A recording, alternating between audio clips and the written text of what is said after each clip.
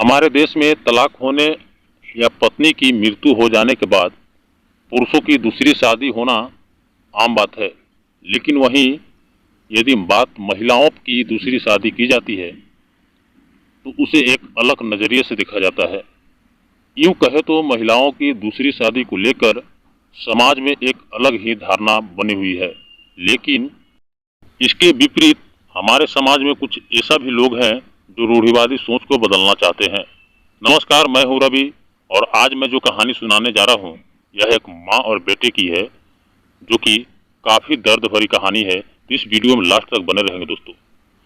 और बदलाव भी हो रहा है। ऐसा ही प्रोग्रेसिव सोच रखने वाली एक बेटी ने कुछ ऐसा कर दिखाया है जो सभी का दिल जीत रहा है। दरअसल आमतौर माता पिता अपने बच्चों की शादी ब्याह का सपना देखते हैं, लेकिन यह कहानी उल्टा हो गई। एक ऐसी बेटी की है जिसने अपनी माँ के सुनी जिंदगी में दूसरी शादी कराकर फिर से रौनक ला दिया है। दरअसल रिया अभी महज 2 वर्ष की थी, तभी उनके पिता इस दुनिया से अलविदा कह गए। उस समय उनकी माँ मौसमी की उम्र 25 वर्ष थी। पति के गुजर जाने के बाद वह अपनी बेटी रिया को लेकर मायके चली गई और वहीं रहने लगी। रिया का लालन पालन भी नानी के घर ही हुआ।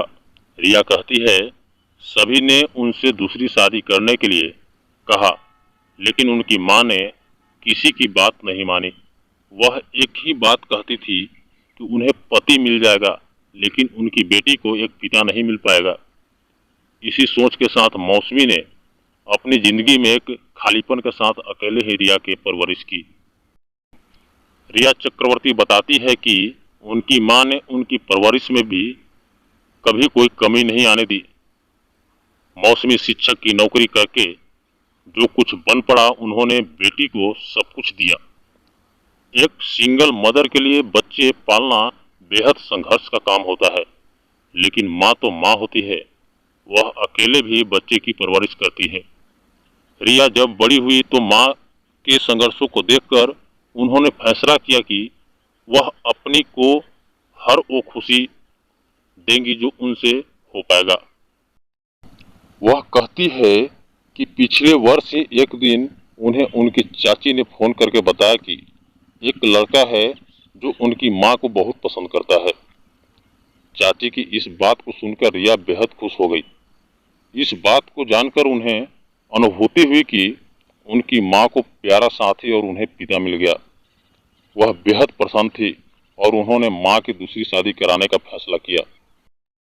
वह आगे कहती है कि माँ से मिलने के बाद माँ ने बताया कि वह एक म्यूजिक ऐप से जुड़ी है, जहां उनकी मुलाकात स्वप्न नाम व्यक्ति से हुई।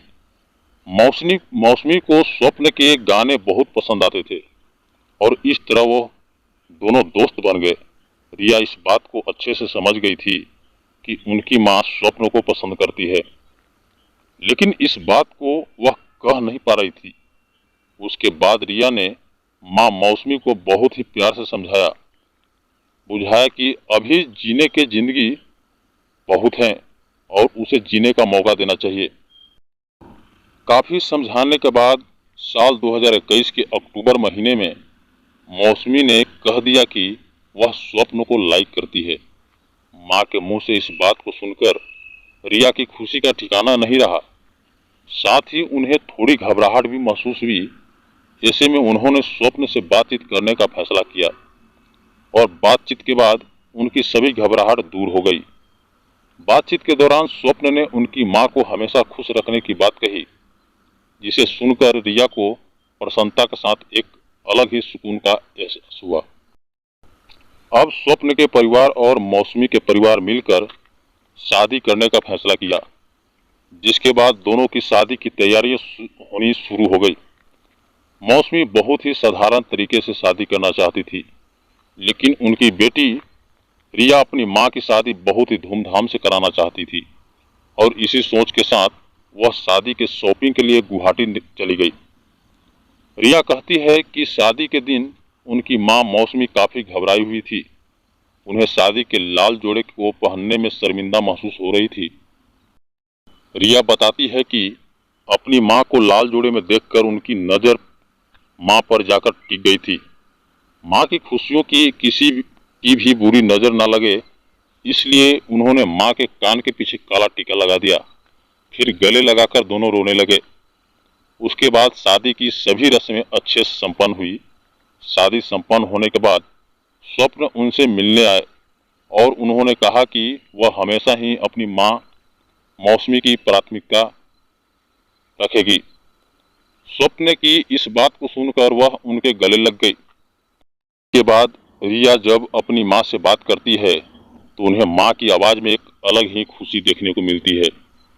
सच्चे साथी मिलने की वजह से अब मौसमी बेहद खुश है और रिया भी पिता के मिलने से प्रसन्न है। रिया कहती है कि आखिरकार वह परिवार उन्हें मिल ही गया जिसके लिए वह हमेशा तरसती थी। हालांकि रिया ने अपनी माँ की दूसरी शादी कराकर समाज को एक नई दिशा दी है। आई होप ये वीडियो काफ़ी पसंद आई होगी। इस कहानी से जुड़ी आप अपने विचार कमेंट बॉक्स में व्यक्त कर सकते हैं और ये कहानी कैसी लगी इसके बारे में बता सकते हैं। और इस चैनल पे पहली बार आए हैं तो चैनल को सब्सक्राइब कर बेल घंटी को प्रेस कर लें। तो फिर मिलते हैं कैसे इंटरेस्टिंग टॉपिक के साथ। तब तक के लिए जय हिंद दोस्तों, अपना ख्याल रखेंगे।